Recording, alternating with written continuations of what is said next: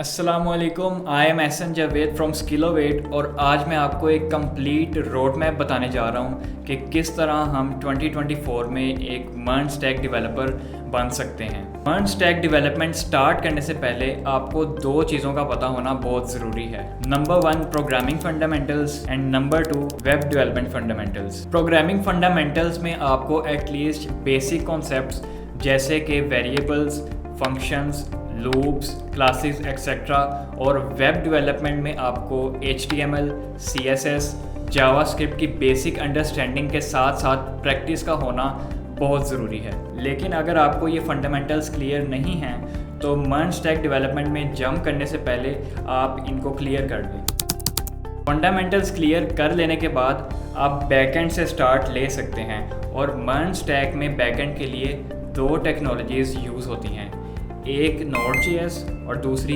Express.js।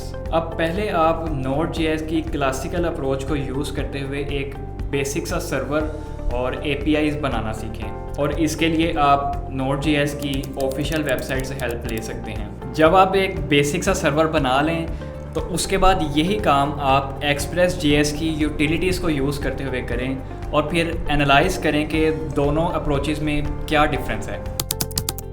Backend technologies cover कर लेने के बाद आप MongoDB से कंटिन्यू करें और इसकी MQL यानी MongoDB क्यूरी लैंग्वेज के थ्रू CRUD ऑपरेशंस परफॉर्म करें। अब अगर आपको नहीं पता कि CRUD ऑपरेशंस क्या हैं तो let me explain them shortly. Basically CRUD stands for create, read, update and delete.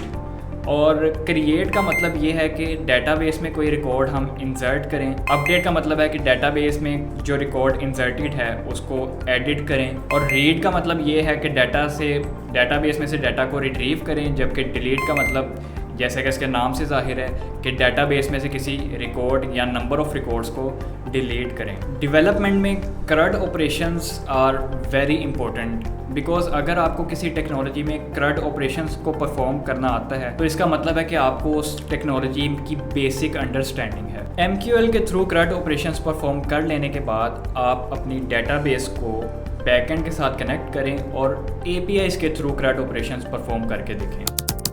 अब वंस अगेन मुझे चाहिए कि मैं इन चीज़ों को एक्सप्लेन कर दूँ। So since React supports a component based architecture, जिसका मतलब ये है कि rather than rendering the content of a whole page in a single pack, React ये सजेस्ट करता है कि उस कंटेंट को स्मॉलर चंक्स में डिवाइड किया जाए और फिर रेंडर किया जाए ताकि उन चंक्स को हम फर्दर रीयूज़ कर सकें। और उस एक चंक को हम टेक्निकल टर्म में कंपोनेंट कहते हैं। अब हर कंपोनेंट के पास कुछ प्रॉपर्टीज़ होती हैं जिनके थ्रू हम उस कंपोनेंट का बिहेवियर कंट्रोल कर सकते हैं और उन प्रॉपर्टीज़ को हम स्टेट्स कहते हैं। रिएक्ट के लेटेस्ट वर्जन में हमें कुछ यूटिलिटीज़ प्रोवाइड कर दी गई हैं जिनके थ्रू हम उस कंपोनेंट का बिहेवियर बहुत इजीली कंट्रोल कर सकते हैं और उन यूटिलिटीज़ को हम हुक्स कहते हैं। And that is it.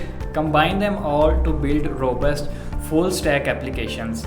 I hope कि मैंने इसे सिंपल रखा होगा, but still if you are not confident enough to follow through this roadmap on your own, then join our webinar in which we are going to introduce our MERN stack training outline and show how we are going to cover this roadmap in a planned, organized and structured way.